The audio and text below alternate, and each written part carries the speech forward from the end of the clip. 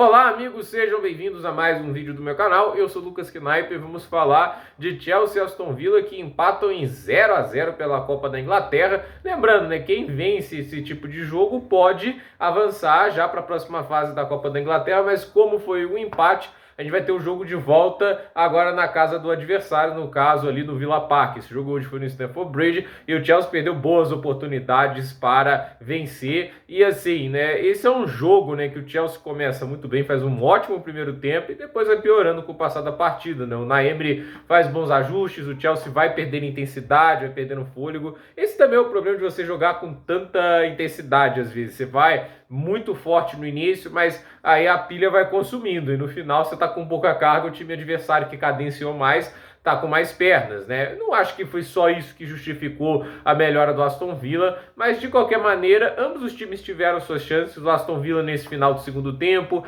o Chelsea no primeiro, duas chances que, há de se dizer, do Cole Palmer, que ao meu ver custaram a vaga ao Chelsea hoje, né? O Palmer, ele acaba aproveitando dois erros de saída de bola do Aston Villa e assim, ele não consegue fazer o gol, chutou mal os dois lances, né? Por exemplo, o Madueke, que ele teve um chute ali cruzado, né? Mas pelo menos ele chutou forte, né? E dá um mérito pro Dibu Martinez, né? Ele poderia ter feito gol? Poderia, se tivesse uma ótima finalização. Mas aí a gente vai pro assunto simples, né? Não há no Chelsea alguém que puxe a responsabilidade para marcar gols atualmente, né? Eu acredito que faz falta o Nicolas Jackson, porque a opção é colocar o Palmer de falso 9, né? E assim, por mais que haja coisas interessantes, ele não é um goleador. O que você espera do 9 é gols, entende? Eu vejo muita gente criticando o Haaland porque ele participa um pouco do jogo, mas a gente entrega a coisa mais importante de que um centroavante precisa entregar: gols. O cara marca gol, não precisa de muitas chances, ele só precisa da bola no pé dele e ele vai lá e dá um jeito, entende?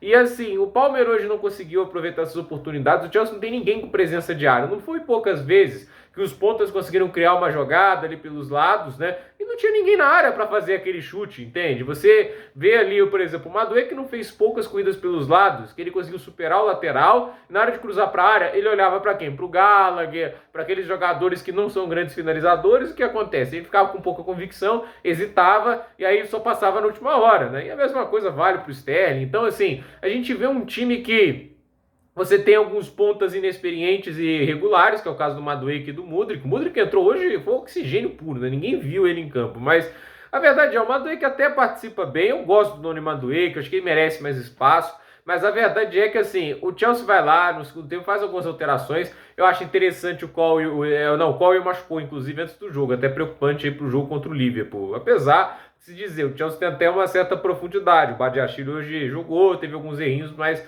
no contexto geral não foi uma partida ruim, até para quem jogou improvisado de lateral por um bom tempo. E tem o Gilchrist também jogando bem. Mas a questão é, você tem o Chilwell entrando no segundo tempo, agora corretamente, né? E ele não tem muito impacto, né? Tipo, não muda muita coisa dentro do Chelsea, né? E o meio-campo, a meu ver, é muito vazio quando o meio atacante é o Conor Gallagher e quando o Enzo fica tanto adiantado, né? Eu não entendo a tara do Pochettino em adiantar tanto o Enzo. Ele não fica próximo do Caicedo fica muito sobrecarregado. Mais uma vez jogou bem, há de se dizer isso. Eu não acho que o Caicedo jogou mal, ele cumpre bem o papel dele, mas a verdade é que assim, o Enzo, ele perde um pouco da qualidade dos passes dele quando ele fica muito avançado. Isso é tático, não é o Enzo fazendo isso porque ele quer, é tático e é ruim a ideia.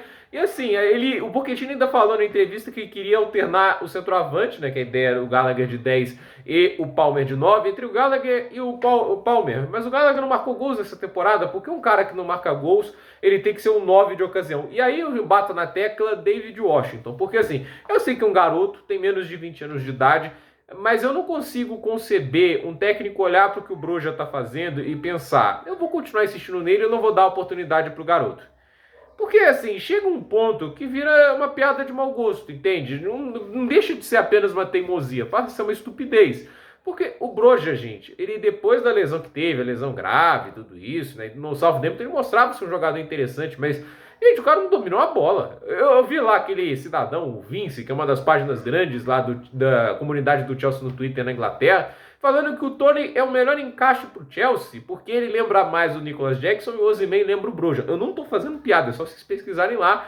E assim, ele tá analisando pelos desempenhos, e tá usando jogadores diferentes para analisar assim, os outros, entende?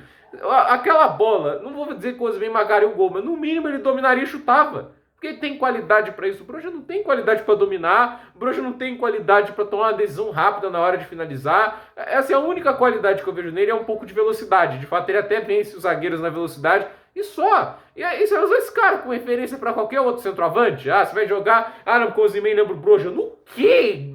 Gente, no que ele lembra o Osimhen, cara?